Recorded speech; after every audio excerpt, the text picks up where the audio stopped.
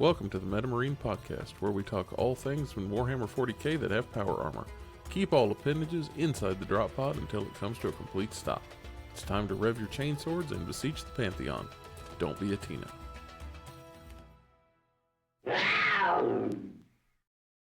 Hey everybody, welcome to episode 10 of the MetaMarine. We have made it 10 episodes and we have not killed each other or anyone else, so that's a good thing. Guys, I'm Max Style. With me tonight is Nick Fuller and Thomas Bird. How you guys doing tonight? Howdy, howdy. Doing great, man. Doing great. Just come back from Dreamhack, so lots of stories. It's always fun to come back from a tournament and have stories to share. We all survived. We drove in one vehicle all the way out to Dallas and back, and nobody, came back with all 10 fingers and toes, which is a good thing. And surprisingly, knock on wood, nobody got COVID this time. So that's true. Yeah. Oh, unexpected. That's right. Like the small things that you don't think about. You're like, yeah, no one's sick. And we came back from a thing. And I think since we drove from Atlanta, it was kind of a long drive, but I think we had probably the easiest time of it in terms of travel. All the people that flew in, there was lots of storms and lots of delays, so they had lots of airport. Apparently a water main broke in Atlanta, and the whole city of Atlanta didn't have water while we were gone. Yeah, it was crazy stuff. All over. Dallas was having storms. Atlanta was having storms. People getting flights delayed, canceled. We didn't even know some people were going to make it, and they had to take flights into different cities and drive. Ooh, crazy stuff. So we didn't have any of that. Oblivious. Yeah, it was blue skies the whole way for us. Yeah. So unexpected. What's the moral of the story? The moral of the story is don't skip Buc-ee's and just drive it if you can. That's right. There's 3 or 4 trips. I think I bought something at Buc-ee's every single time. And I had bags of candy I left in the truck that, I didn't bring into the venue that just melted. And I'm like, crap. I guess I have to buy some more Buc-ee's. So I kept buying Buc-ee's. Oh, good news. You're always within an hour of Buc-ee's anywhere in Texas. 6 bags of Buc-ee's when I got home. My wife's like, did you think you got enough? I'm like, I don't, it's hard to explain. You don't get it, man. So we'll jump into our first section here. What did we learn? I learned that Dreamhack is a lot larger than I expected it. I don't know what I expected, but I didn't expect that when we got there. It was a heck of a facility or a heck of an experience. Yeah, you guys could probably talk a little bit more about it. I didn't get to really walk and tour the facility. I was busy, talking with all the folks and making sure the event was kicking off and doing all the hosting stuff. But you guys walked down and checked out all the events and stuff. There was a Dreamhack. Tell us what it was and what y'all saw. Yeah, the convention center was huge, and the event just kept going.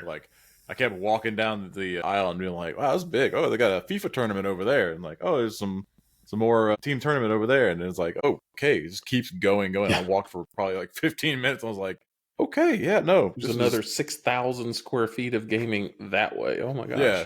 There's 300 people over there playing Smash Brothers tournament, impromptu tournaments and stuff like that. Yeah, it was crazy. In the kind of one end of it where it was all lit up and there was some art and some other vendors and we're playing the tabletop, so we obviously need light, but everything else is kind of there's a curtain, it's all dark, the lights are off, you get all of these screens, millions of dollars worth of equipment, stages, light shows, everyone's playing tournaments, PCs. They have a whole section of PCs that you can just sit down and just play. Yeah, on the computer, just randomly play some games with some other folks. So it's we walked by a section that was that's 600 computers just sitting there. It was walk up and play. I've been to a lot of conventions. I've been to a lot of for industry and for other stuff, and this is the most unique one I've ever been to. I think that's safe to say. Yeah, I didn't see all of that, but our intention there was to have the invitational. It was kind of last minute. We were able to kind of get into that and get the games set up, but we wanted it to be fun for all the attendees, but also any people who are just there for the actual Dreamhack kind of esports video game convention. If they just happen to walk by, we want to be welcoming and show them what Warhammer is about. So a lot of people. There's a mix, I think. We had people who didn't know what Warhammer was at all, or some people they've seen the video games, or they actually played. So there's a wide mix, but they're stopping by, chatting with all of the players as we were playing the game. They thought it was awesome. So it was a great experience. Waugh called somebody from across the convention center at one point. He's like, I heard my people. That's what the guy said. He's like, who's the guy? He's like, that was me. And then I was like, I heard the call of my people. He came over and was watching Damien play his works. Speaking of my So, people, of all places, we'd have people walk up like you were talking about, just walk up and be like, "Oh, this is Warhammer. Oh, it's interesting." Or, "Oh, I used to play." Or, "Oh, I have a few of it, or a little bit of it. I don't know. Maybe I'll get into it." But I had one guy walk up and he's like, "Oh man, this is really cool." And I was like, "Yeah, it's Warhammer." He goes, "Oh yeah, I play." And he like rips his shirt off, and he has another shirt on underneath that's a salamander shirt. And I oh was like, no, there are dozens of us. It was kind of odd, and he was a really nice guy, and we ended up talking during the whole time we're playing this game, and I'm just talking to the guy, and um, he was like, "I want to get into tournament play, but I don't know. There's a stigma about it." And then so he watched us play, and he was like, "This is fantastic. This is what I want. I want. I don't know what I expected, but I didn't expect this." And it was when I was playing Cass. So like we're having this like Oh wow, yeah, Cass is great. So like you two together are great. I was on this table beside you. That was when I played Sasha that game, I believe, and you guys were having a good time over there. So we were having I'm a glad you great time. He's a Cass is a heck of a guy. Like I really like him, and we were just having a good time. And the guy's like, "This is exactly what I want out of Warhammer." And I was like, "Well, then do it. Come on, happy to that's have you." So fantastic. it was a really like I don't want to say wholesome, but like because you're playing Warhammer against somebody, but it was a really like fantastic experience, and it gave him Uh, some feel goods, and yeah, it was worth it. It was really yeah, nice in that way. just about everybody I talked to, I didn't get the chance to like spend time with every single person there that was playing. Had similar stories where they talked to some folks. They were having a great time. Obviously, we're playing all kind of playing a Warhammer at this kind of high level. All these great players, and so we're trying to play the game and play it well. But Well, not everyone had a you're good trying time. at least, right? So, um, but Somebody had to quote unquote lose, and bless their hearts. They're doing their Kanye best, but it wasn't the Kanye best. yeah. But I mean, at the end of the day, like I think the mission was accomplished, right? We had a good event. It was ran well. Thanks to all the folks that helped put it together. But then just like thanks to the people that are stopping by. So if you got to see the event and interested in Warhammer and learned a little bit more, now you want to play, then that's all that we can ask for, right? So it was so exciting. We'll have some announcements soon, but mark on your calendars Dreamhack Atlanta. I want to say that's in October. I mean, it is in October. I don't know the exact dates, but there's going to be some more. So it's going to have an actual open event. It's not invitational this time. You'll be able to buy some tickets. You'll be able to play, attend. So if you're looking for an event, team event, singles event, we're going to have both. Get excited because we're going to have it here in Atlanta where we are in our backyards. I'll be there. Nick, Oh Matt, yeah, I'll be there. we'll Oh figure out yeah, how to make no, it it all was happen. So we're all playing. I So gotta come say, see the us. only negative thing that happened all weekend was there was a kid. He's probably like 10 or 11 years old. Sitting there watching our game and asking questions and engaging. And he's like, "Have you ever heard of StarCraft?" I was like, "Yes, StarCraft. I was there." way This to make me first. feel old, kid. I I appreciate was it. like, Yeah, "Wow, yeah, yeah, I've heard of it. Thank you. Yeah, I mean, you're playing Tyranids, right? So like, there's yeah." certain parallels to StarCraft and like the genesis of the games between the Warhammer and stuff. But like, yeah, it fits right in Space Marines and Terran, and so like I could see the kid be like, "Look at this! It's on the table." so that's what I learned. Thomas, what did you learn this week? I learned so in typical Thomas fashion. Maybe I'll remember it throughout the course of the show. But I learned several things. I'm like, ooh, I need to remember these for the show. I don't need to write it down. I remember it, and then like I forget, of course. And then I'm like, all I can remember is I remembered something that I forgot. Now, so I don't remember the details. But the thing I did remember, or at least the thing I want to talk about now, was one of the games I played was against orcs, and we can kind of talk through our games a little bit specifically, but they have I don't know if it's called Blood Surge or it's similar to the World Eaters Berserkers where you shoot them and they get to move into you. But there's a certain sequence to how it all goes. And I learned it's super annoying to shoot at somebody and then go to charge them because of the timing of the way it works is the rule says, hey, I'm going to shoot at you, and you have to decide before I roll any dice, hey, I'm going to spend for Blood Surge or whatever it's called. And if I'm over 10 models, after you get done shooting at me, I get to move 6 inches, and I have to move closer to you, and I can move into engagement range. And so you're like, "Ooh, that's pretty good." But okay, I'm gonna put this land raider 1 inch away from you, so that whenever you blood surge into me, after I shoot Unit A, you touch the land raider if you want. Now my land raider can still shoot you, no problem. And then I could charge in, and everything is hunky dory. And then you're like, go do the shooting, and he's like, all right, well, I pull my casualties. Boop, boop, boop. All those guys that are closest to the land raider are no longer closest to the land raider. They're closest to this other unit now. Like, doop, touch the other unit. I'm like, no, I was going to charge those guys. Oh, I'm fighting less now. You're like, oh, the perfectly laid plan is. Now I That's learned. perfect. Like very, very tricky, So that was good. It was good. It was one of those things you're like, I guess I can't shoot. I shoot over here at a unit I don't want. So you end up shooting all these different places to avoid the blitzers, and you're like, I could just shoot them down, whittle them down a little bit, then charge and finish them off. And now I'm like charging a unit that's stronger, doesn't quite die. It's just this, and then they're all sticky. So I learned that orc boys make things sticky. So I played the Green Tide, and constantly every objective was just at one point he had every single objective, and I'm like, somehow we're playing Purge the Foe, so luckily I was able to kill him, and more than he was able to hold all the objectives. So I ended up actually winning on the primary by a few points, but he at one point had the entire board covered with orcs. I'm like, this would be awful if it's taking hold. Well, Nick, what did you learn? So I had some pretty cool games. I played against a Blood Angels player, and he had the Sanguinor in it. And I found out that he could just drop in at the end of the charge phase. When we were talking about our list and stuff, I just in my head assumed that meant like in the fight phase. So like we've begun fighting. He drops in, does this heroic descent, and does his little things, fights first. But he comes at the end of the charge phase. So my warriors were all posed to go over here and kill some Death Company. And I was like, it's a big 10-man block of the guys. If I get all my warriors in there, I'm pretty sure I can pick them up. They'll probably fight on death, whatever, But I'll kill them, take them off the table. Well, I made a short charge. It was like a 5-inch charge. So like 2 guys got in combat. But I was like, well, with piling, everybody gets to swing. It's great. He's like, so you're done with your charges? I'm like, yeah. It's like, okay. The Sanguinor's on way over here on the other side, touching one of the warriors who was going to pile in. And now I only have 2 warriors in combat with the Death Company and like 3 warriors with the Sanguinor who fights first. And I was like, well, I am going to stand here and probably doesn't get punched in the face with a bunch of guys with power fists. That seems bad for bugs. Yeah, that was a bad game. That was a bad matchup. It was a great game. Basically, if I had gone first, this is the story of my entire weekend, was if I go first, I got a chance. And I went second 3 games in a row. All 3 games you went? I didn't realize. Yeah, I know the 2 matches you went second in. I didn't realize all 3.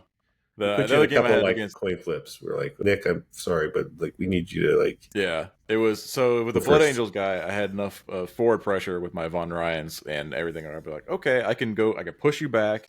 We fight on your side of the table for a couple turns. Like it's not this bum rush of Space Marines coming at me like turn 1. So I was like, okay, well, went second. So it was like back foot screening. Like, all right, he's coming over to me. He's got all melee. It's like all fighting. So he's coming to me. So I had to like set up some traps and stuff like that. And that's when I Sanguinor just like casually dropped in. I was like, so how's it going? You guys want to fight? Not really, no. But I guess we have no choice here. It was the same thing with the Eldar player I played on round 2. It was if I go first, I want to pick up like 800 points for the Eldar, like easy, not even breaking a sweat. And then I went second. So that Eldar list is rough for 2 players, for anybody, but like he had specifically tailored to pick all of my guys up. Yeah, the MSU, but I didn't want any part of that list. So me either. Thank you for that. For taking that. I wanted nothing. I was like, nope, not me, not it. So speaking of Dreamhack, overall, Art of War ended up winning it. We ended up in second place overall as a team. Technically, we were undefeated. We won 1, and we tied 2 other teams. So we tied Art of War, which is a pretty cool accomplishment. And then we tied Team USA. Team USA, yeah. And we beat Midwest, Midwest. I think we've never tied Art of War. So we always usually get our butt beat pretty soundly. So like getting ties is like big step up. We're making progress.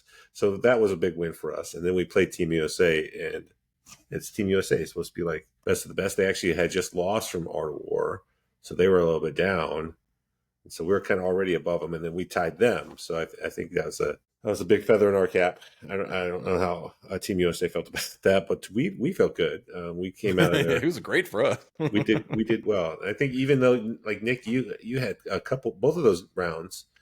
You had the like literally the coin flip. If I go first, it's a big win or at least a big score, or you go second and you almost guarantee a big loss, right? Like Yeah, yeah. both of those, you got the bad draw, you get the loss, but like it gave us other rounds good pairings. So like even with like big zeros, big losses, big low scores, we still ended up getting draws. So that's a big deal. Normally when you get 20 0 or 19, against you, very hard to come back and still pull a draw. So for Yeah, sure. especially against that competition too. yeah, I mean, like if we're definitely hanging with the big boys. So that was a good time, and all those guys that I played were fantastic. So is this where I talk about my games or? Well, we should also mention that everyone mentioned at some point just standing around waiting on games to end or the round to start, whatever. Everybody's looking around going, this is the hardest dang tournament I've ever been to in my dang life. It was stacked. It Everybody was a up and stacked down room. here is just Yeah. killers. There's some stacked room. There was some great players just all standing around. Super great humans, just generally speaking, just hanging out with them, playing Warhammer was fantastic. But then we got to play some really high level, awesome competition But games. everybody was just, it was just killers, just everywhere. I was like, at one point, I was like, point to the easy game in this room. And it was like, there just isn't one. Yeah. It was super fun. So if you haven't got a chance to watch it, Tactical Tortoise has some footage of some of the tournament games from the weekend. Dreamhack, go check it out if you're interested in that sort of thing. And like I said, we have Dreamhack Atlanta coming up soon, so in October. So if you have any interest in playing, get ready. We're gonna have tickets going up soon. So exciting. So I think maybe what let's do is let's go through our tournament day as a team. So day one, round one, we got United Midwest. I got paired into who turned out to be an amazing player, and I didn't know him, with the Chaos Space Marine, the new hot Chaos Space Marine list, and I was like, oh, I think I'm okay. And then I'm like, whoa, this guy's really good. And then like turn three, I'm like, this guy's really dang good. And I was scrapping for points, and it was a whole big deal. But I ended up losing that game 6-14, which kind of hindsight, kind of happy I squeezed 6 out of that matchup. That was absolutely their 20-0 hunter is that army. That Warp Talon list is Warp Talons turns out they're pretty strong. And you were playing Thousand Suns, right? Yeah. Yeah, I was playing my Thousand Suns list with the casino gun, who all day, all tournament, the casino gun, baby. Bet on America. Who knew? Bet Who on knew? America. So if you don't know what the casino gun is that's what he calls it because you're gambling. He does not put it on the Infernal Master, the Arcane Vortex. He puts it on. Is it just a regular foot sorcerer? Just a regular old sorcerer. And like the guy has a 12-inch pistol, right? You're like the other guy, the Infernal Master has like an 18-inch flamer, right? You're like, okay, whatever. Why would you put on the guy with 12-inch instead of 18-inch? It's Thousand Sun. And then like the sorcerer's gun is sustain 3, so anytime you roll a 6, you get an extra shots, a lot of extra shots, and it's 2d6 shots, right? So it's like, it's only 1 damage, but Arcane Vortex makes you have an extra damage, so now it's 2 damage pistol, which always comes in handy. You're like, hey, I tagged this unit. Now you can't get away. And he's like, well, I could just shoot you with this casino gun. Let me always bet on America because he always says that when he shoots. And if he rolls any 6s, it turns into 1,000,000 shots. It's a psychic weapon, so it does all the devastating wounds. It does crazy things. People, whenever he just looks over from his table, he's like, Thomas. I'm like, what? What's going on? You okay over there? He's like, I'm betting on America. And he just rolls a bunch of 6s. His opponent's, all frazzled. Like, what is this thing that's doing all this stuff? And then 20 seconds after I say that, I have to show the data card to every one of my opponents. Because no one believes it. You're like, this guy. Oh, wait, no one plays that model. They always put on the Infernal Master, which he just has a flamer. And it's bad. That guy's good. You don't want to get flamed with Arcane Vortex Infernal Master. There's a reason why people put it on him. But no one really puts it on the guy that Mac does. And when that guy rolls 6s, man, it's not okay. It feels like that guy can one shot a night. It is borderline. Like, I don't want to say borderline. It's too much in some instances. I was about to say, it crossed the line a long time ago. Yeah, we all are PTSD for the freaking casino gun. That's for a 120-point character to be able to just be like, I don't know that guy over there. Yeah, no, just pick the knight up. It's fine. Casino gun. Land Raider, not anymore. No, you're like, I don't care. Where's the casino gun guy? just point on, like that's where you like when you like do the army breakdown. You're like, I don't care about any of your stuff. I don't care who has what relics. Where's the casino? That's the only guy. Yeah, so I got a couple of rounds of good shooting out of the casino gun, and I got some points. And I kind of, if this was a 6-turn game, I think it's closer to a 10-10. I played very defensive because I knew that the Warp Talons were going to come get me. So I kind of played back and like waited, and then it was as bad as I expected it to be. And I had enough horsepower to push back out eventually, but it took me a while. But I did have the Mutolith Warp Beast did kill a predator in one shot. He dev wounded with the big gun, the ultralight beam, and I rolled a 5 for damage, so it was 11 damage, like just one shot at the predator. In a dream over there with the stupid Mulith vortex piece. And it was like a moment of we both looked at it and went, well, yeah, that just happened, I guess. So I don't get saves, and yeah, all right.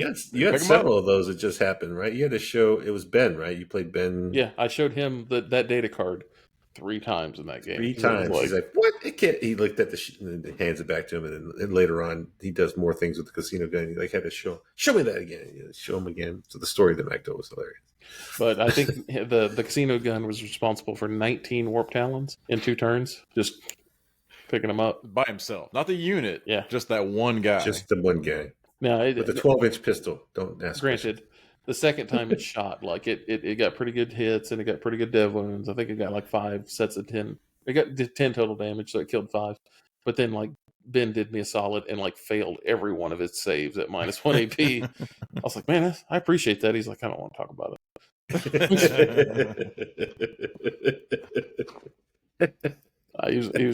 He was a good guy, but man, that list is rough. I mean, we're all, we had some testing. We obviously had Chaos Space Marines on our team, but that's a brand new book, right? Like it just has come out, so we're still learning on what the full power is, and we'll have to see how bad it really is. I think the one that kind of caught me off guard, and it really shouldn't have, but it did. The Predators, the non-destructive, the Annihilators, they get their base rule is they get an extra AP if they shoot infantry. So like that main cannon, destructors, the autocannons, right? Yeah, well, it's all weapons that they have equipped. That's the one with the autocannon, main cannon. But all guns, if they shoot infantry, get an extra AP. Mm-hmm. And then their detachment is if they shoot something on an objective, they get an extra AP. Extra AP. So with like nothing invested, all of a sudden it's shooting 9 -3 threes was sustained on you. Like, whoa, I don't like that. Yeah, it's just like Death Guard, except it's easier to make it happen. Stupid Predators. Yeah, there's no like CP investment. There's nothing happening. Just I paid 100 some odd points and there's a Predator. Like, whoa, that's really good. That's if you threw a Terminator Sork in there and got it to AP4. Anyway. So yeah, that was my game. Nick, you played Necrons in that matchup. Yeah. He had the big Wraith bombs, and then he had 3 units of the Immortals, but they're all kitted out. They're not nearly as bad as they used to be, but they're still pretty nasty. This is a Canoptic Court. This is kind of like Josh Roberts' list, right? So you had So you got the 3 6-man Wraith units with the character attachments. And then they had the 3 Immortals, and then he had some of the big tanks, or what they're called, not the Reanimators, but the Doom same chassis. The Doomsday Stalkers. Doomsday. Yeah. So he had 3 of those guys, and it was the same thing. I went second, so he kind of pushed forward with all the race, got on the objectives, and I was like, okay, well, I'm just gonna go touch everybody. And I was playing tactical, and at one point, here's another thing I learned. I got assassination, and I was like, all right, so I had 1 Lictor, and I had 1 surviving Prime from a unit of warriors that had gotten murdered. And I was like, all right, you got 3 units of Immortals over there, and they all got characters attached. He's like, yeah. I'm like, cool. I got precision on the Lictor, and I got a CP precision on the warrior. All right, yeah. I get assassinated. This is great. I charged in. I killed a character with the Lictor, and I was like, all right, great. I'm feeling good. So I'm like, I'll burn a CP, or sorry, I'll burn a CP, do precision on my warrior. I'll kill this character. I'm like, great.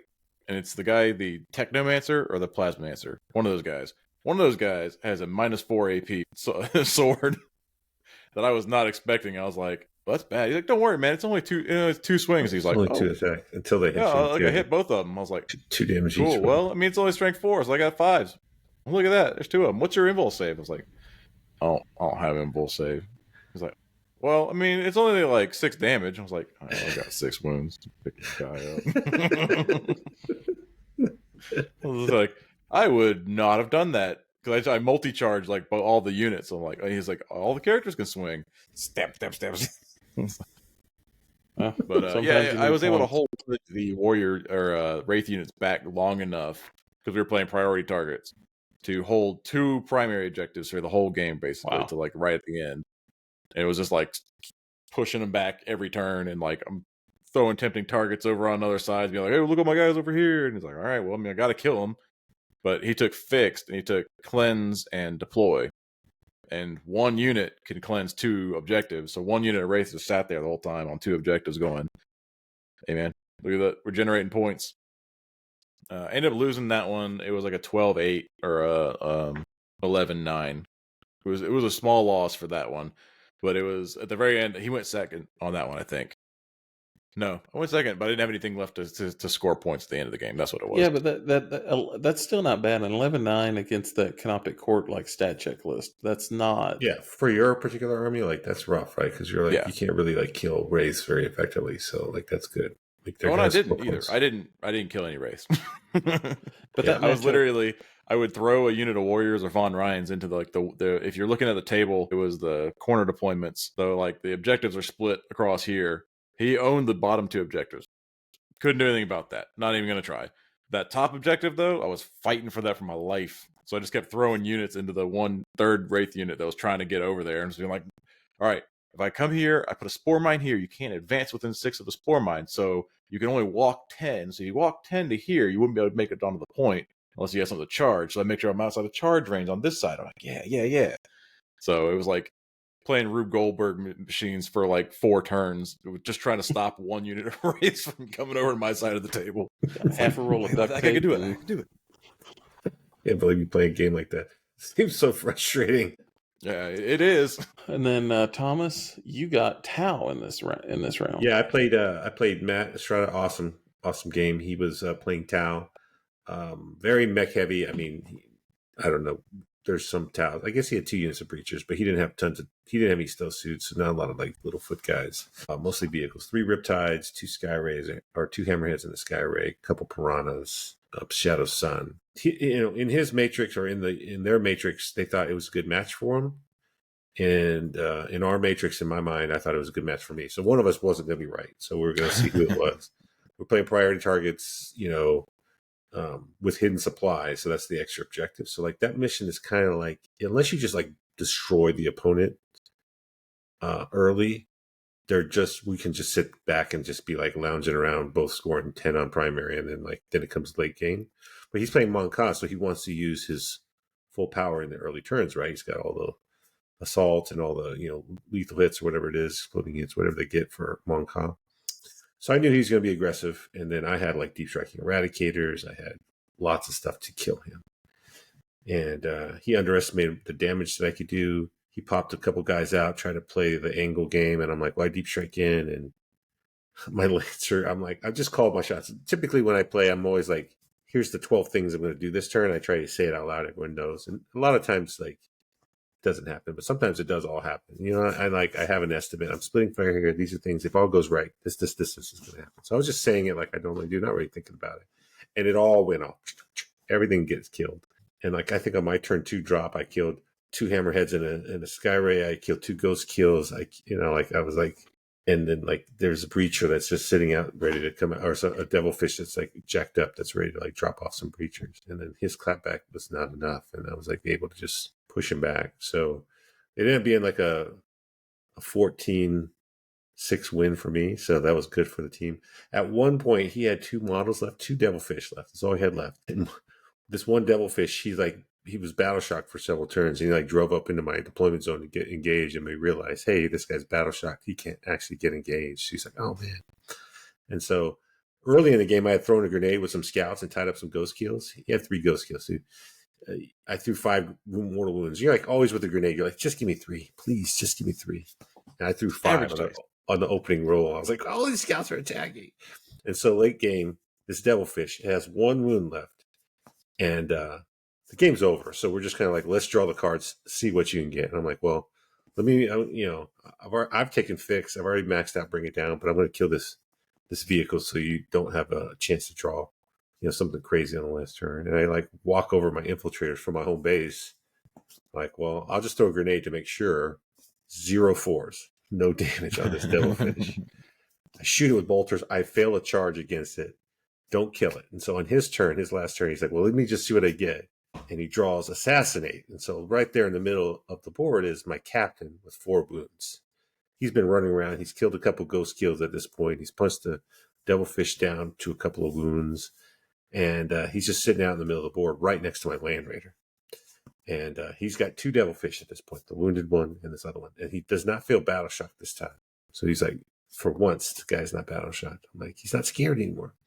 So he's like, well, I got to kill this captain and get assassinated. And I'm like, well, he like moves him up. I'm like, are you going to move within 9? Don't do that, because I'm in a tactical doctrine. He's like, what does that mean? It's like, I can reactive move into the Land Raider. You can't kill him. He will just literally jump in the riot to be immune to killing. He's like, but I need to charge him, like tank shock him and stuff. I was like, I can't do it.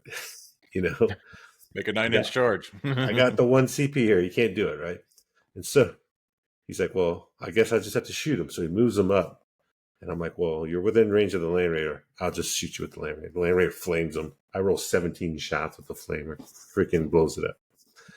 It was wounded, right? It was on 6 wounds or something. So I didn't really have to get too many moves through. Kills it. So he's circling at the board. It's like, I guess I don't get anything. He's like, well, I still got this 1 devilfish with 1 wound. I'm like, well, I'm out of CP now. So I guess he's like, rolls over there. It's like, all right, I'm going to hit him, tank shock him. I'm strength 6, so I get 8 dice at it. I'm like, well, I got 4 wounds. You got to get 4 5s out of this 8 dice.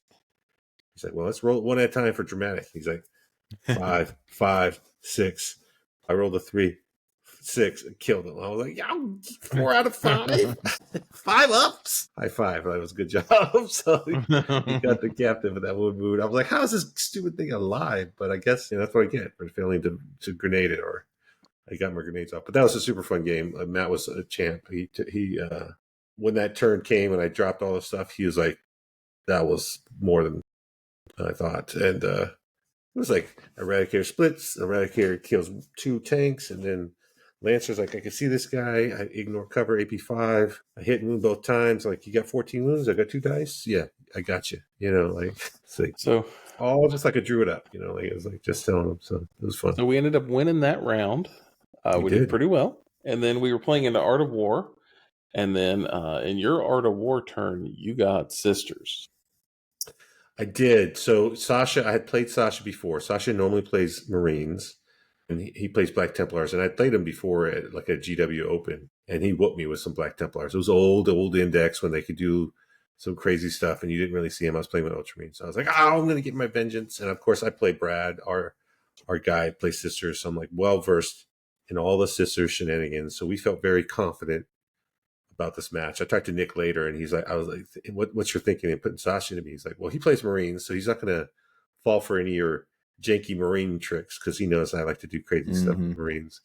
And then, he plays Sisters, so we know Sisters are just good, right? So if anything, just keep the game close, right? And that's typically what my plan is versus Sisters. That's a 12-8 game, kind of one way or the other.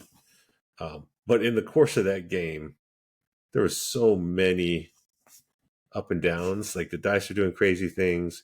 We ended up, because we're playing an exhibition, we're kind of like not really enforcing clocks. We're having a good time. And our game goes extra innings and then some. Like, some people just end up leaving to go eat dinner because we're just taking so long. And we're having a good time. But at some point, I'm so deep in the tank, I'm just not like playing the game all the way. I'm just not seeing the basic plays. You're like, he's on primary. I need to kill something on objective. There's 2 Sisters here. I can just fall back grenade with my scouts that are 2 inches away from the objective, take the primary from him, and get points.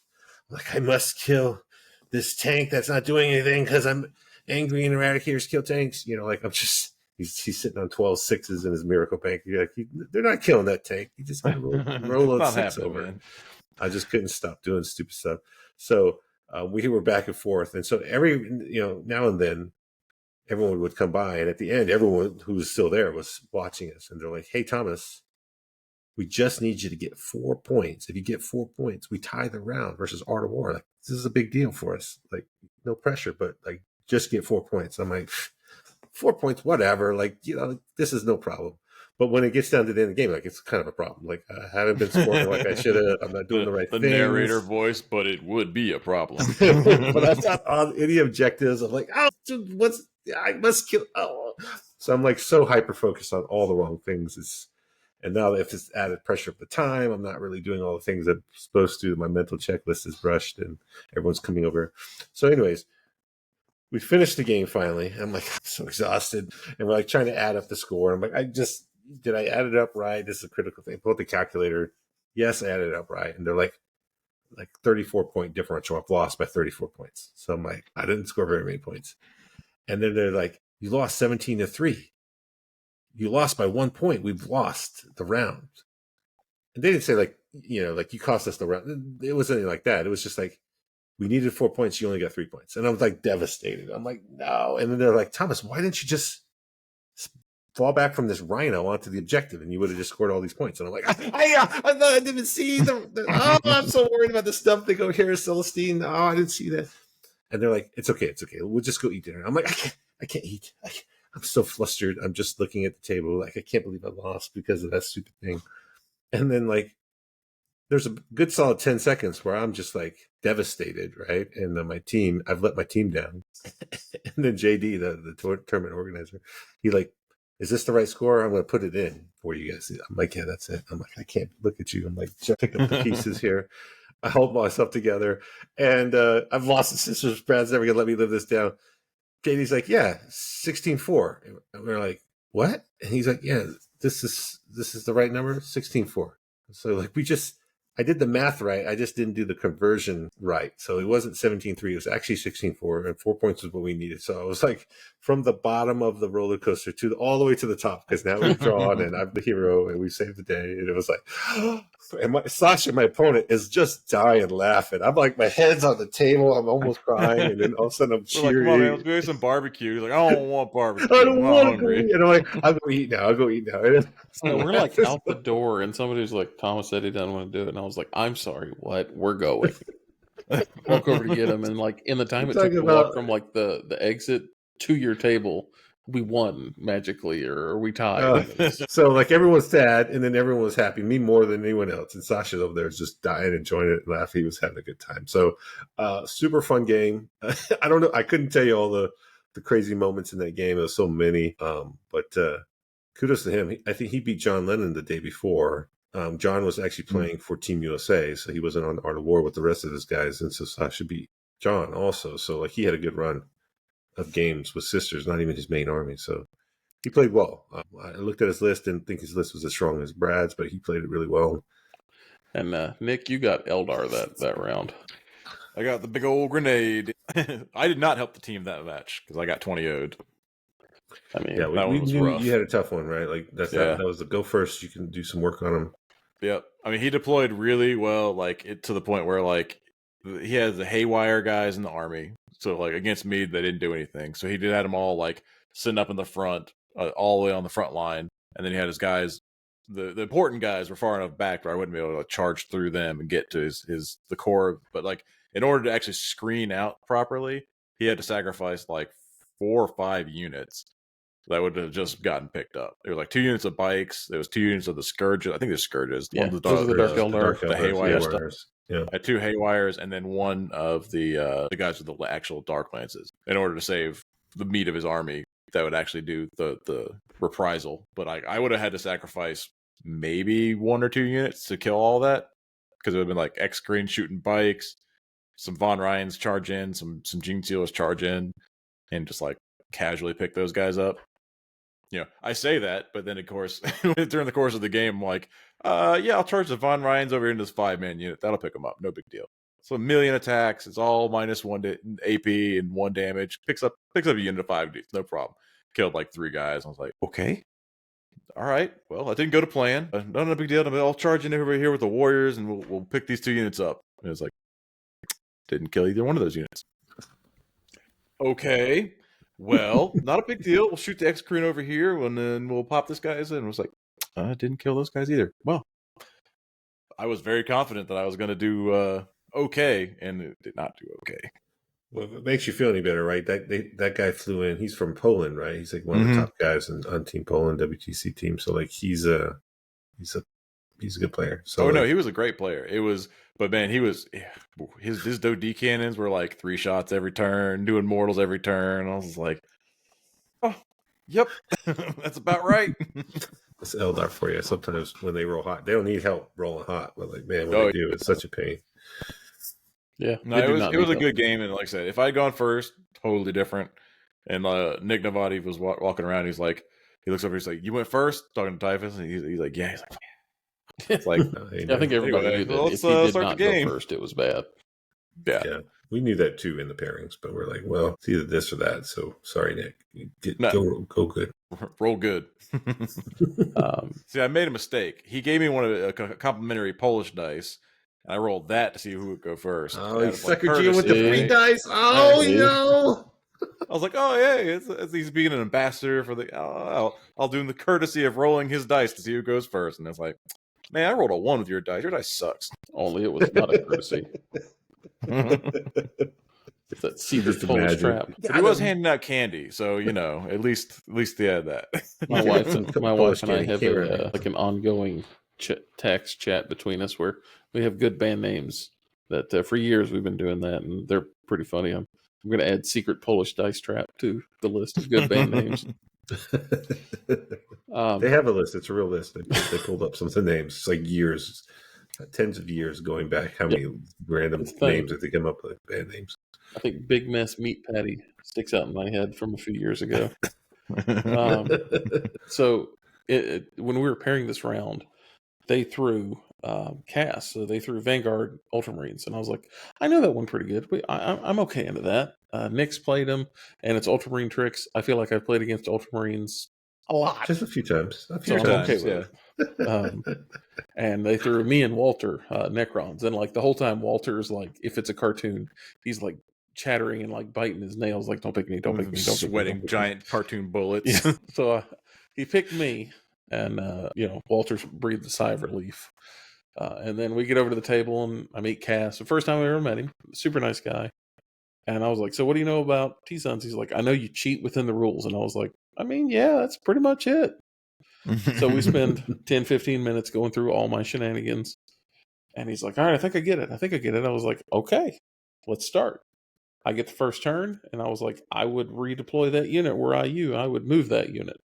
He put Calgar with 6 Eradicators and the Apothecary, just jalapeno business, buddy, just in the middle of the board, all up big and nasty, all up in my business. And I was like, He just I didn't would not trade do them up. that. buddy. That's what they do, right? Like that's what they do. He's You know, like, that's why not not? what you And I was do. like, because I will pick that unit up like it is nonchalant, like I am mad at you about it. And he's like, oh, no, I'm okay. And I was like, all right, let's go. So I love that you actually warned him and offered him a take back on his deployment. You're like, no, you shouldn't put him there. I rolled. You should really not do that. I rolled a 6 to go first, or a 5. He did not roll a 6 or a 5. I go first, and I was like, all right, well, here it comes. Terminator unit teleports over there so I can see him. The Terminators then killed 2 units of scouts. It just put that aside. So I know the scouts are like his scoring units, and that's what he does his work with. I was like, that's real bad for them, so let's get rid of those. So got rid of them. I then was able to use the Terminators. I'm sorry, he went first. I did not go first. He went first. Let me rephrase that. He did go first. I then teleported, used their line of sight for the casino gun. The casino gun popped off after I removed his saves also. Like, it was the maximum. How bad can this go for you? You have a unit that doesn't have an invuln save that's within 18 of the casino gun. It was bad. And I think I rolled 12 shots or 10 shots with the casino gun. Like, and it was real bad. It was real bad. 12 initial shots before your 6s. It ended up being 25 hits. I remember that distinctly. Oh, God. The It's casino only gun. 2d6 shots. That's no big deal. Reroll all hits, all wounds next to Magnus, +1 to wound. Yeah. Strength save, No so I went in on saves. 3s. Dev wounds with the And 6s. ignore your save and ignore cover. It got out of hand quick because I remember hitting, and I remember rolling the first set of 6s, and I think I got 1, and I pulled it to the side, and he's like, so I guess you're going to re-roll them all for 6s. I was like, sure am. And then I got a bunch You more. better believe it. That's real bad. And he's like, yeah, that's not great. And then, You picked that whole unit up on the first volley, right? Like, yeah, all the Eradicators, Calgar's unit, and the Apothecary. Everything just kind of evaporated into the ether. And That's a then he lot had to of points. spend 2 turns with his Centurion blob shooting at the Terminators, which is kind of what I wanted them to do ultimately. And they gave me time to get board position and kind of outposition Vanguard Marines, which is interesting to say out loud. And then the game just kind of it's Vanguard. He has tricks. He can get points, but it ended up being a 14-6 for me, which was really, really nice. yeah, it's tough. If you kill Calgar and they're not getting CP, you've killed 2 of the scout units. They're kind of in a hole already. Like the things that they want to put on objectives, the scouting or the if you want to put sticky objectives with a strat, like you don't have the CP there on the resources. The models aren't out there. 1,000 Suns are like, I'm not letting you come out here. It's not safe. And you're like, it's I an had a uphill couple battle. of turns where I was like, let's see what I get for secondaries. And it was like, let's see, you have a character on an objective, and I drew kill stuff on objectives. I was like, okay. Well, this is an easy 10-pointer. And that happened a couple of times. And then on my last turn, I drew capture enemy outpost and behind enemy lines, and I was able to like double move the Mutalith Vortex Beast and kill a unit of scouts and take his home objective from him. And yeah, it was a whole thing. It was bad news bears. I mean, you know it's bad if you take like a third of somebody's army off the table turn 1 before they can get a chance to do anything. To his credit, I don't care who you are or what armor you're playing. You just lost a third of it. Yeah. And your extra CP every turn, which is pretty good from what I understand. He was a great player. He's a great guy. He says he wants to come to Warzone Atlanta. We're going to hang out. We already have plans for the rematch. So, yeah, it'd be a good time. He's actually going to be on our podcast soon. So, Kaz has his own podcast that he does with a few guys. So, we're going to do a little cross-pollination. We're going to go on theirs. They're going to come on ours. So, you guys look for not some new faces, per se, within the 40K world, but we're expanding our horizons here at the Metamarine. Yeah, Kaz is great. So like I know him from my Ultramarine community. So all of us Ultramarines stick together, and he's a top Ultramarine player as well. So we're chasing each other back and forth for top Ultramarines at a couple of those seasons in the ITC points. So we ended up having like a little we have our little side Ultramarine chat where we always talk about Ultramarine stuff. And so I've known Kaz for a while, so I was good to see. It's always great to see him in person, but like to see that you guys played and had a good time together was I had a great time. If every one of my 40K games went like that game, not in terms of me winning, I mean, don't get me wrong, that was nice, but like if all your opponents are that gregarious and that like outgoing and you guys get along that well, heck with that, I'd play every day. I'd play in a tournament every day if it was like that. So yeah, super fun. Real credit to the game. Super nice guy. Can't say enough about it. And several people that were watching our game like remarked on, like I told you, the Salamander player who was like, "I'm going to get into tournament play now because this is fantastic." That's great, man. I mean, like, what else can you ask for? Like, for me, for just like setting it all up, and that's kind of what I was going for. It's just like making sure everyone has a good time, enjoy the games. Obviously, we're trying to play and win some tournaments or whatever, but like really it's just about enjoying our time there and expanding and being an ambassador for the game. So like you guys did your mission. So we ended up tying Art of War, even with Thomas. And yeah, we got the tie, like success. It was good. So it was like my 4 points gas there. That's a big. We feel like we paired okay, which is it. These tournaments, it's always funny. Everybody says, I feel like we paired really well.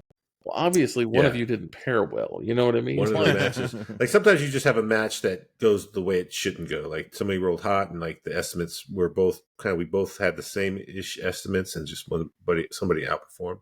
But sometimes your estimates are completely wrong. Like everyone just thinks that I'm just going to win, or my player's better than their player, or my list is better than their list, and then somebody has not done their homework, or it doesn't go the way they think it should, and the pairings get upset. So that's always interesting to kind of see when it does fall through the cracks like that, because it's rare. But you do have that comment. You're like, well, so at the post, did you get the pairs you think you wanted? Yeah, we got all the pairs we wanted. It was perfect. And, then you should have won. Like, what's a big deal? So it is still a dice game. It is still a dice game. Yeah. We went into I bought new dice on my second day at the actual venue. He actually bought new dice. Like that's how bad. Dude, after that Eldar game, my dice, I was like, I'm sorry, what? It was, oh man, it was bad. Like Not blaming the dice. Not blaming the dice. But man, I was like, I hate these dice. These guys go into the microwave when I get home. He I just walked wasn't telling around. them what he needed Uh, from him. one of the We have to Magic the train Nick. Gathering guys was like has a chess X dice. I was like, hey, those look kind of like my color scheme. Well, roll these guys next. So Rolled better.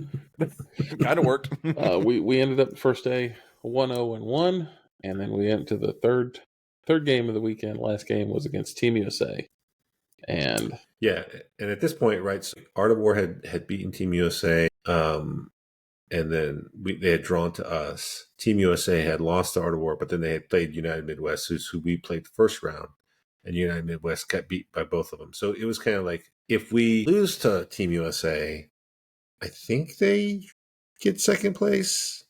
I'm not sure because we both have a loss. But if we draw them or if we beat them, then we certainly go into second place. So we kind of knew there was some stakes on the line. Obviously, we want to try to compete with the Team USA, and we had just drawn Art of War, so we felt like we can hang with these guys, right? So we were like pretty confident going into the round that we were going to do some stuff. So in our round, so leading up to the tournament, I was agonizing because I usually play aggressors in my Gladius list, always aggressors. And I've been experimenting with the Eradicators, and I'm like, Eradicators are good. You take the aggressor bomb out, you put the Eradicator bomb in, it actually frees up points. It's actually nicer, certain circumstances. But aggressors they just do what they do, right? And when I was trying to do the comparison of all the matches, I was like, well, Green Tide, we know that's a list. Bully Boys, we know that's a list. We know there's going to be orcs there. Which is better versus which? And I was like, well, if they take a lot of Green Tide, I'd really rather have aggressors. And if they take this other Bully Boys list, I'd rather have Eradicators. And then, like, in the course of all the other matches, Eradicators, like, it's a checklist. It's pretty balanced, right? So I'm like, my only decision is like, if they take Green Tide, this is like one of the few things where, like, hands down, I wish I had aggressors. So of course, we go to Team USA. I get matched into orcs, and it's Green Tide. I don't have aggressors, and I'm like, well, this is what I planned for. So I had put in some other tech to kind of like compensate for that. Like I have a 6-man stack of bolter inceptors, which does a lot of anti-infantry shooting. So that's kind of my poor man's aggressor bomb replacement. But you really don't care about shooting eradicators at 20 boys. Like this isn't doing things. So you're like, it's kind of a waste. So you're kind of like, well, I'm already down. So like in the matchup, it was kind of like, I just try to play for a draw. We're playing Purge the Foe, which is killing units, which is sort of easy and sort of hard versus Green Tide. Like you can try to kill characters, but killing the 20 mans is very difficult, right?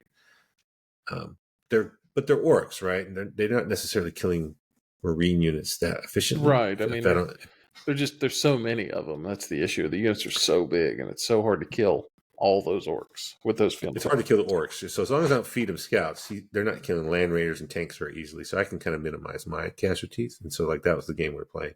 Long story short, Lucas, I played him before. A fantastic player. He's got a passion for orcs. He plays them really well, and this is the first I'm seeing that faction.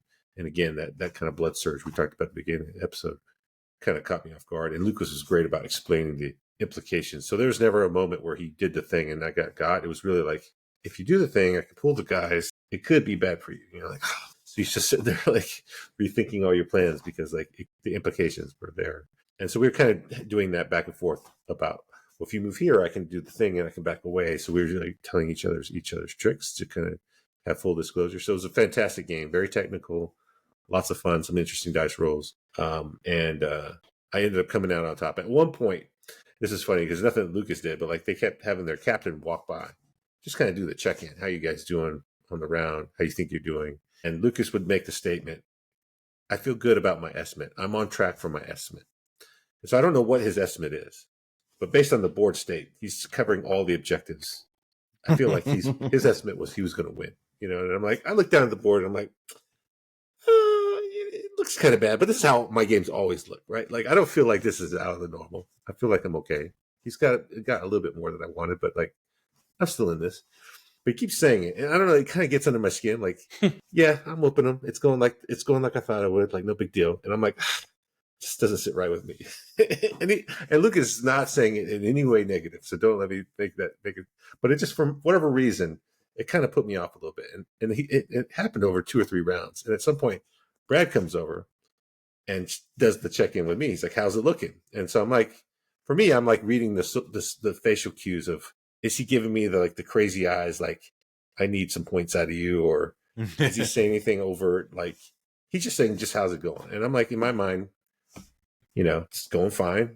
That's how I estimate. Like I'm on track for whatever I think I'm going to do, which no one knows. I don't even know. But like at this point, I'm like, well, Lucas is clearly on track, so I'm just going to feed into whatever Lucas is saying. So I'm like, yeah, it looks like he's going to win 15-5. I'm losing pretty bad. So, which is not what I think at all, but I say that out loud to Brad. And so like I'm trying to reassure Lucas that I'm down and give me a little bit of like cushion to do what I do. And so of course when I start playing the game, late game, it starts tilting my way. The wall goes away. He stops killing guys. I'm able to push in. Eventually I push him back. I take the objectives. And I actually win on the primary, which he's killing, because it's kill more and hold more. So at some point I start killing more and the primary is even and it pushes over to my side. So I end up winning the game like 80-75. So in the WTC scoring, it's a 10-10, perfectly on the nose. Draw, great game. And he asked me afterwards, he's like, well, what was your estimate? And I was like, yeah, draw. 10-10 is what my estimate is. So I got my estimate. I was like, what was your estimate? He's like, yeah, I think we had a little bit of advantage. Didn't quite get there. And I was like, yeah, I kind of felt like you thought you were going to win that game. But I was able to do a few things, so it worked out for us. And so then afterwards, the post brief, I go to Brad and I'm like, hand him a score sheet. He's like, what? What happened? You said you were going to get 550. How'd you get 10-10? And I'm like, well, that wasn't real. That wasn't a real answer. And he's like, it's easy. I lied. He was all like, what do you mean? Like he was waiting for some big like story of where I pulled up this miracle thing to like shift the point so far. I'm like, no, I just did my normal stuff. And that score I told you wasn't right at all. So it's like Brad was looking at me like I'm crazy. But yeah, it was enough. It was good. We had a good game. And we ended up getting to draw versus those guys. So, I mean, how did y'all's games go? Man, Nick, you got Blood Angels that round. You got I scored a point. It wasn't a 20-0. It was 19-1. I wanted to play the Blood Angels, but they didn't give me that pairing. I think in the pairings, right? Like, so before I started, sorry, Nick, they put Imperial Knights. So I had a grudge against Brian Jones, who's playing Imperial Knights, because I lost to him at Tampa with my Ultramarines. And so it's like Mac and I going against him. And of course, they're never going to pick me. My list is like tailored to beat up on Knights. And I was like, please give me Brian, because we need to just play this game again. And Brian's just like, he doesn't get a choice. I don't know if he wanted to play against me or not. He did Probably beat me last time. All your eradicators.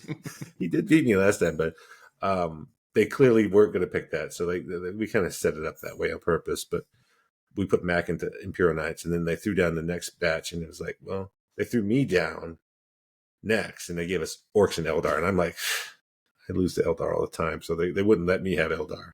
And so I kind of got put into Orcs by default. So I didn't really get a chance to I was like, please give me the Blood Angels. I'll play the Blood Angels all day long. Which you, unfortunately, Nick got the Blood Angels. So the problem with the Blood Angels into my Tyranids is they're all additional strength and AP. So, and they're faster than me. They're all extra AP, right? They're just extra strength and more Sanguinary Guard. Or the Sanguinary Priests give extra AP to the units they're in. Yeah. Oh. So, fun story about Tyranids. We don't have good armor saves. And we don't like getting in fistfights with people who can wound us on 2s and don't let us have armor saves and are faster than us. And so reroll hits. I was like, if I go first, it was literally like everything he touched just evaporated because it's like, so you get no saves, pick him up. I'm like, yeah, no, you're true. That's true.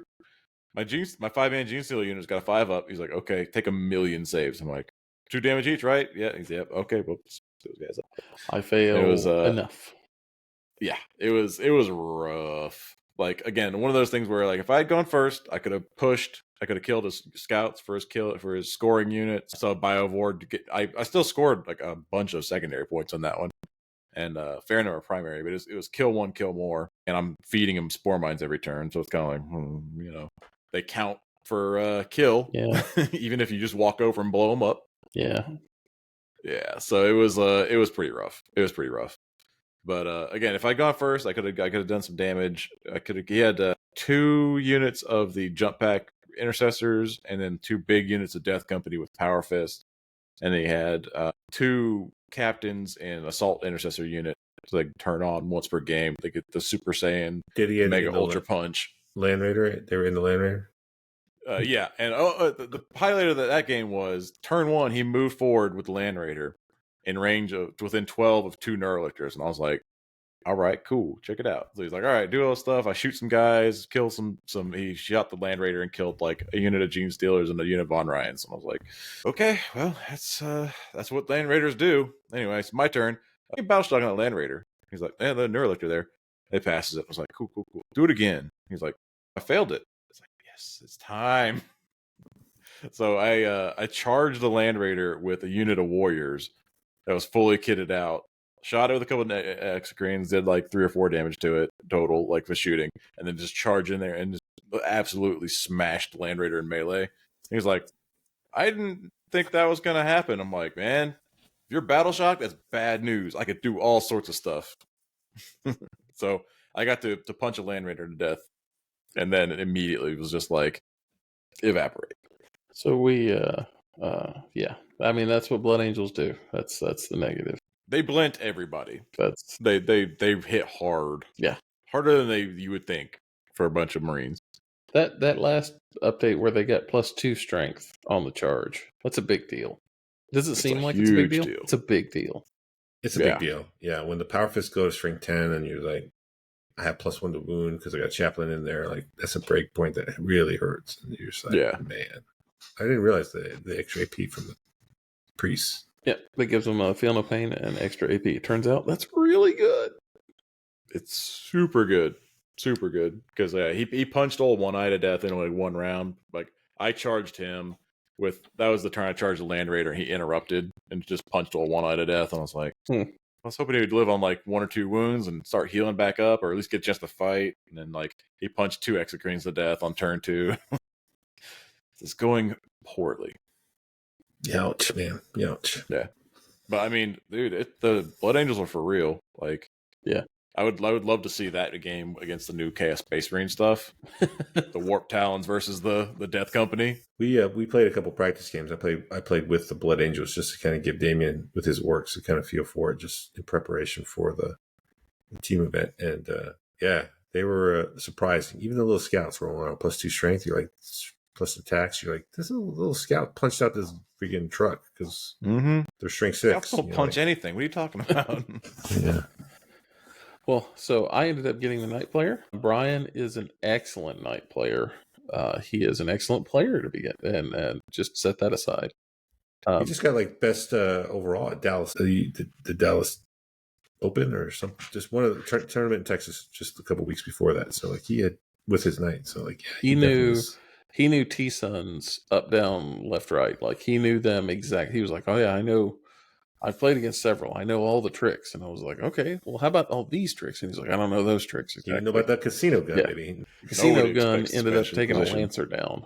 That was the phrase that pays in that tournament, or that matchup. I got a little too greedy on turn 1, and I took down a couple of baby knights. I probably should have only taken down 1.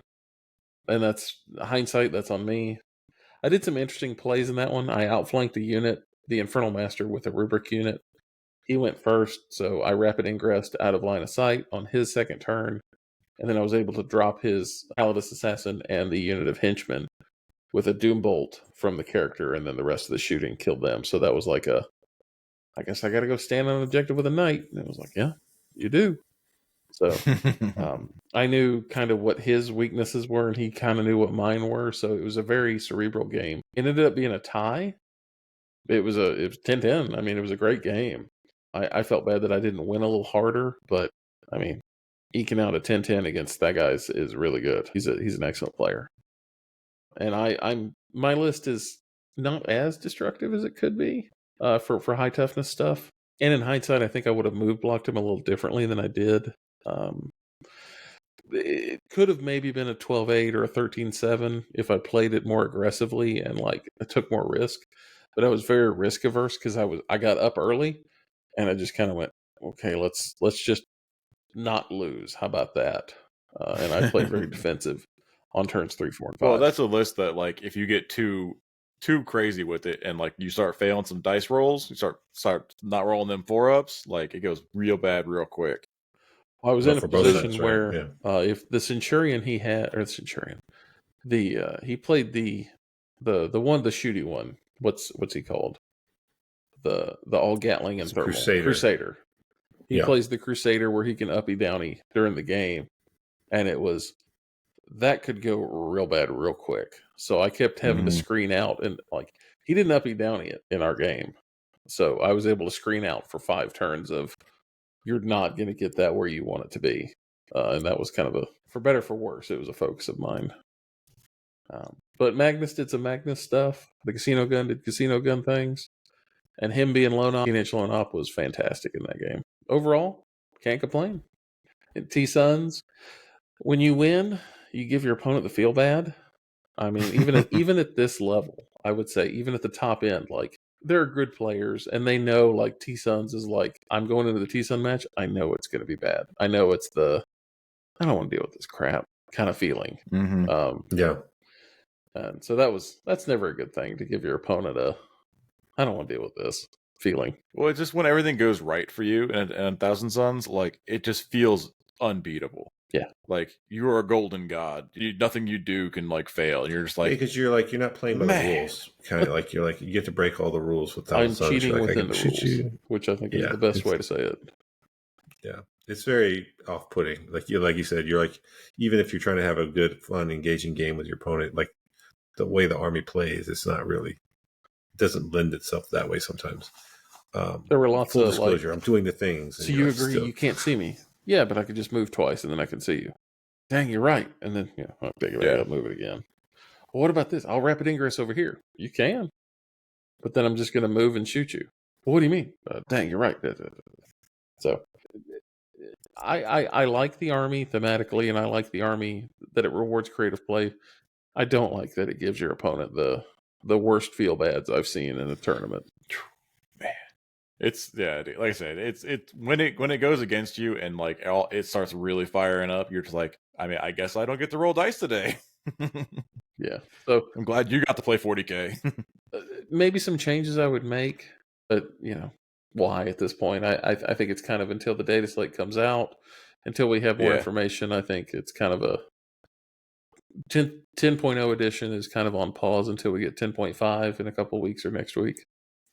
Yeah, I mean, today, the day we're filming this or recording this, is like the day they've just announced like the new MetaWatch article came out, data slate, all the points, everything's coming out with the new release, the sisters, the new updates for Gene Stealer Cult, Admix getting a rewrite for rules. They changed all the rules for actions and the new mission pack. So like, man, whole new edition of Warhammer basically is about to come around the corner. We have to redo all our lists.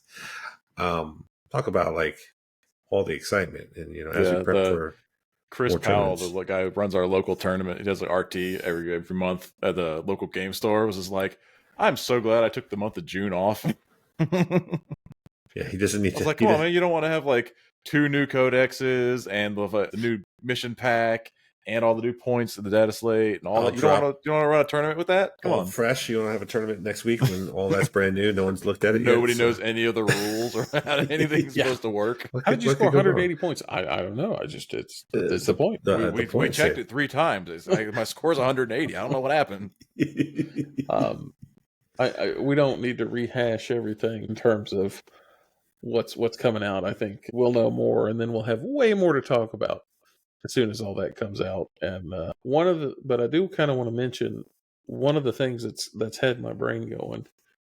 They have said officially that the Chilling Reign mission rule is gone, and Chilling Reign is what we end up playing a lot of in tournaments. Chilling Reign is the one that says no additional mission no special rules, just play 40K. The mission rules. But that's gone now. It's gone, children. So we are stuck in shenanigan land. Here comes the weirdness, right? And one of the mission rules is up to 10% of your army can ingress on turn 1. And it's if you're battle line.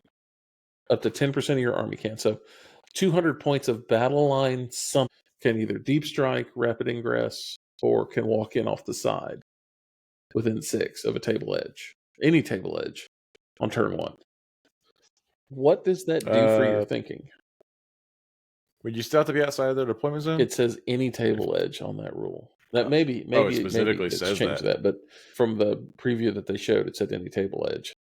So does that change anything for you and your me? Just thinking, out loud without thinking of points changes, because one of the things they did mention is C0 things can't do actions, and their point cost probably goes down because their overall utility in the list goes down, so their point should, and vice versa. So if your utility goes up, it makes sense.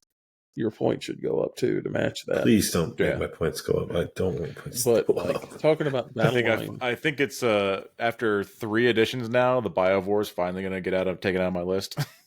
Maybe. Are you going to keep playing Tyranids at this point, or are you going to change? That really depends on what everything looks like. That's who knows.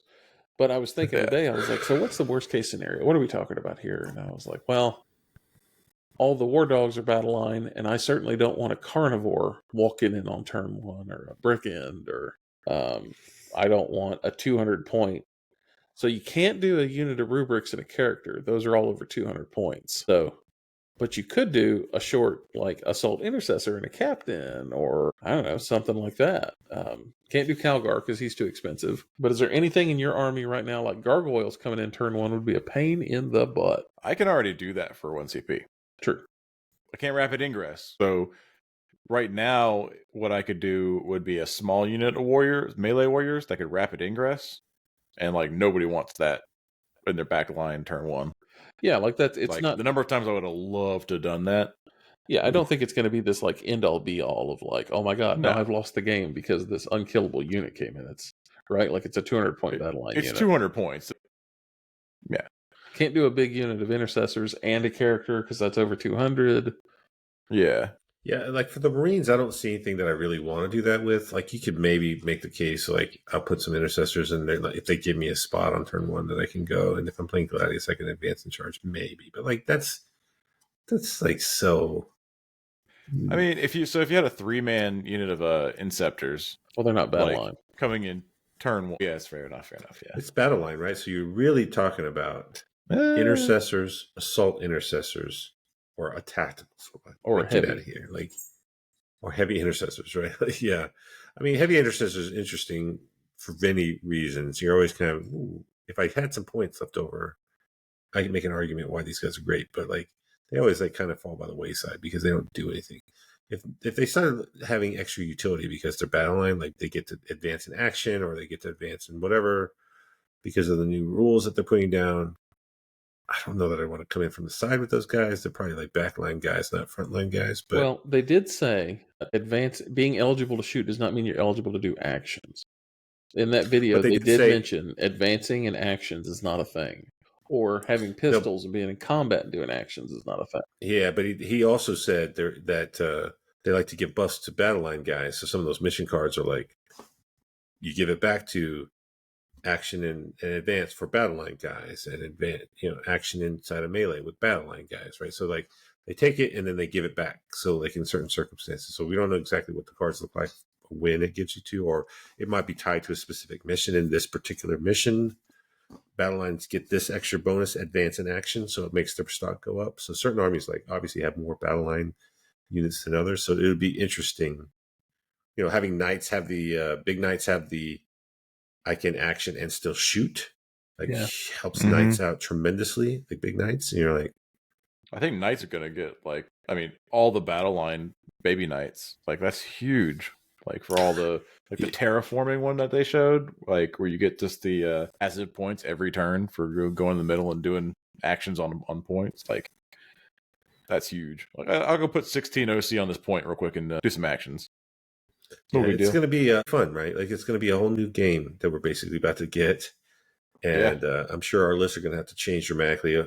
From a Marine perspective, I don't know what that looks like. Obviously, just talking battle line, I don't have a lot of exciting choices. I don't necessarily have lots of points. It'd just be like taking out quote unquote work units to put in utility battle line units. So, I mean, you say that they may incentivize it though. They may be like, they're so cheap right now. Like I have a hard time thinking they'll get cheaper.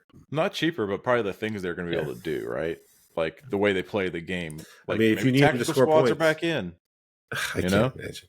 They're never going to promote those games. But I can't. Yeah, just in general, that if you need them to play the game, then you're going to have to put them in one way or the other. So it'll be an interesting kind of like say what you turn, want, especially with ATC and WTC right around the corner. Like, there's not a lot of time to like figure it out because you're going to have actual tournaments that you want to play the new stuff in right around the corner. I mean, yeah, if this stuff comes out in 2 weeks, what does that put it at?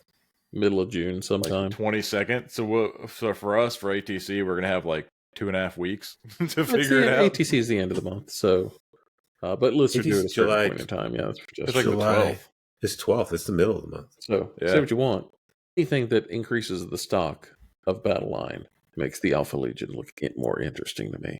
Even your Chaos guys. Yeah. Give me another wrinkle. I needs it. The Alpha Legion list has now been called the Latin Grammy winners, and I don't know why. I just called it that. But I'm on version 4 of it, and I want more wrinkles. Give me more wrinkles. The more complex the army is, the more Mac likes it. If it's just very straightforward, he doesn't really like it. It like stir the noodle enough to make it worth his effort. So you like Raiders, good, but that's pretty like transparent what it does. I don't. It's good. Yeah, it's fine. It's fine. Yeah, the guys that go over there, they punch the thing dies, they bounce up. Nobody, whatever. I want some 22 hoops to calculate, exactly the square root of pi, on the fly. I got to do this 15-step plan. And on step 16, I get 2 victory points. All right, let's do it. Now he's talking my language. Yeah, with the secret missions and all the other stuff going into it, it'll be interesting. Just even in general, we talk about teams. Like when you start talking about secret missions, the gambits, right? The new gambits. Mm-hmm. And you talk, everything's about differentials, right? It's like, I can beat this army by whatever points, or I'm going to get this spread.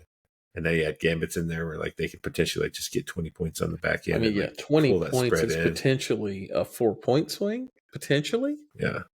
It's going to make teams like the stuff that we've been spending a lot of effort on really interesting. Singles, it is what it is. I always love the comeback story because I love to come from behind. I like to keep the games close to make it really fun. And if you're down and you have a chance to come back, I think the secret mission is awesome. I like that only the player who is behind at the top of Battle Round 3 can do secret missions. Can elect to do it. I like that. You can't just. My only real wish list that I can think of specifically is that they get rid of priority targets, where you score 25 points on the end of the round if you go second. Yeah. At the end of the game. I don't really like that mission that much, so all of a sudden you can be a close game. Tweak the points on that one. I've lost games that were like squarely in the bag. And it was just like, oh well, yeah, it's your turn 5, and then you just win by 22 points. It's whoever goes second has such an advantage in that mission. Like it's not great mission design. And truth be told, the missions are getting a little stale. Like we've played the heck out of these. There's not a ton of variety in them. And there are ones that reward the aggressor versus, I went second, I won. Like, get out of here. So I'm super excited to see variation and to see some new challenges. That's a good way to look at it. Whichever way you go, it's going to be challenging, right? Especially with Chilling Reign going away. There's no just like default. We line up and play army men. There's going to be like some wrinkle in every game you play. Yeah. It feels a lot like rock, paper, scissor, bazooka right now, and let's at least get rid of the bazooka and make it even. If I go, well, it is what it is. I played all infantry and I ran into the all tank list and I didn't have enough anti-tank. That's on me. But if it's he went second and he just won, like that, well, he went second and he won.